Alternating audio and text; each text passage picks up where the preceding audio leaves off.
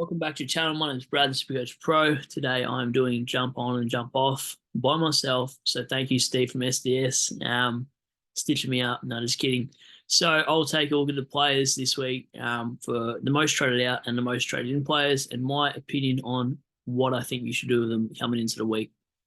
So first of all, we'll go to trade out. I think that's more important at this time of year.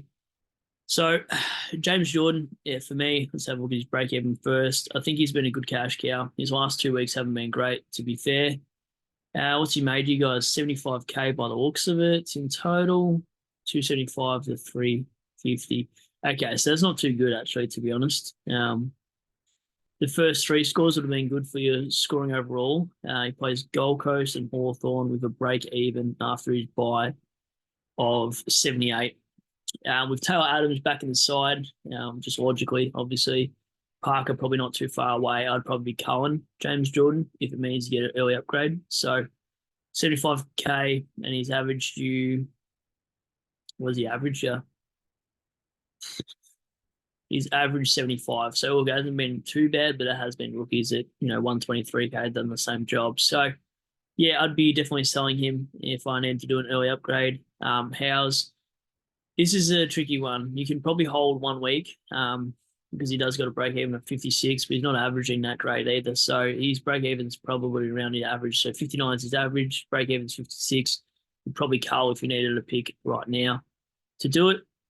So for me, he's a trade. So is Jordan. Now Grundy, I discussed this in my team coming into the round. I probably would trade, but I'd only go up. I probably wouldn't go down unless you had an R3 playing ruck like Jackson that you could swing there. For me, does go bad or something like that. But for me, I'd be going Grundy up. I mean, most of you got Gorn, so I'd be going to English first, and then my next preference would be Marshall if you couldn't do it with the money. But I still think English outscores Marshall for the rest of the year. Pink for me, probably a dead rookie at this point. Are you going to look, if you've got nothing else to fix in your team and you can't do any upgrades, yeah, you probably could, but you could probably wait a week because all the guys in the back line aren't on their bubble. You could go early and closely, though, if you wanted to. And you still would make, 44K or something like that. So, yep, don't hate it. Caulfield, you got to get rid of at some point. Same thing. So, yes, jump off. Sexton, definitely jump off. I think Flanders going back, and then Graham in the midfield expires Sexton's time, so he'll be playing VFL for a few weeks, you'd think.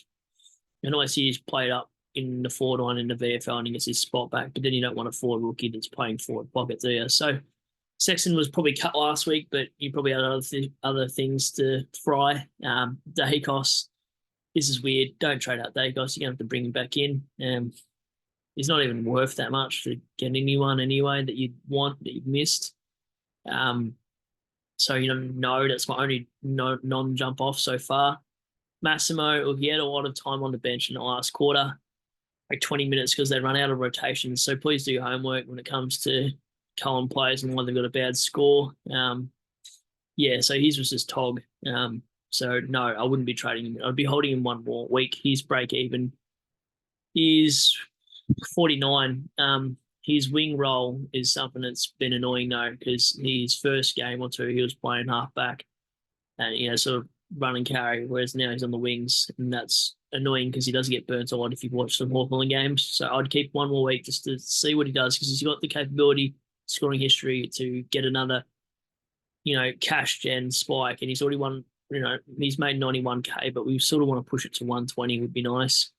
This is a tough one. You could hold, and you could hope he gets his job security back after that finger mishap. For me, I'm more reluctant to hold unless you've got Caulfield and Reed as well. And saying that, I'd probably hold Hoare over Reed. And McKercher, yeah, look, I don't hate this trade out. I'm probably a little bit on the fence. It's probably team dependent. If you can get an upgrade, I'll do it because he's playing midfield this week. But it actually depends if Lazaro is named. I'd be keeping McKercher in the side because you think he goes back to halfback flank and that has expired. But if none of the midfielders are named, then it means McKercher's ball use isn't going to be as good as what it is in the back line, as we've seen with, defenders going to the midfield, etc. So, yeah, for me, that's really team dependent for McKercher. I'm probably 50-50. It's only one I'm sitting on the fence on. Massimo, I'm a no to trade out, and the rest can probably go Bart Dacos. Now, more importantly as well, I suppose we can't miss this. Can we trade ins? Yeah, well, everyone's going to go early on. Closey says no harm in that. One in every four sides will. So, yep, I'm all for it. He looked great on the weekend, especially against the Giants. Horn Francis, I hate this one, to be honest. I've never been a fan of Horn Francis. Probably durability is annoying for me. I'd be waiting till he gets 4 DPP if he does, and then I'd pay 500, 550 for him comfortably, just to see he's got the form. Like, he's played a couple weak teams as well. For that score is what I'm pretty sure of, and then he didn't have Wines in one of those games as well. So for me, yeah, I'm not sold. Look, he played West Coast and Essendon, and that's saying something. So I'd have a look until he gets to DPP, because nothing worse bringing him in now and he's your M8 for the year. That would be awful, actually. So I wouldn't do that. So I'm not sure what people are thinking, but it's fair enough. Whatever. I could be wrong, but I'm an advocate for no. Combin injury history, a little bit of worry. So at 227, I don't want to be bringing in a player that might be a dead rookie at that price. That could be really awful. It's not his job security. It's more he's had injuries in the past. So for me, I mean, not this week, I don't think. Unless you've got a dead rookie, then it's not a bad punt. Excuse me. Will Graham, I'm torn on this one. I actually don't mind it early, especially if he's in your midfield. Worst case, he becomes a dead rookie, but you can swing him and loop him in your defense and midfield. So I feel like there's less risk in his price, and the fact that he's in DPP. He's just got to play another good game, doesn't he, to hold his spot and then jump on next week, I think. But I'm on the fence of this one. I think you could, if it gave you an upgrade elsewhere, I would be aboard. Would I do both? You'd have to be pretty ballsy to do that. So maybe. And then Meek, yeah, I like the Meek train. I'm on board. Go to my previous team preview for that one. So I'm a yes, but not for Grundy. I'm a yes if you can get rid of 2 rookies, swing Jackson to your forward line, and that's more a specific way. So yeah, I'm an advocate for Meek. And not just because of Jaws, but I actually did a lot of research into this pick, and if it fails, then whatever, live by the sword, die by it. Flanders, yeah, definitely in. Probably should have started regardless of his bye, to be honest. Like, you knew that he's always going to score well. So for me, yes, definitely jump in. Don't know why he didn't start. That's fine. Jeremy Sharp, oh, this is hard. I'm probably saying no because I'm an owner, but I feel like if he was in the 4-9, he's probably a must, because I did that with Dempsey for 215K or whatever he was last week, but 250K in the midfield. I think he only averages like 65, 70 from here on out anyway. I don't think he's going to score 80 plus every week. So for me, probably a no on Sharp. Darcy, oh, you missed that boat. How did you miss it? Do you bring him in because he's good scoring in your forward line? Probably.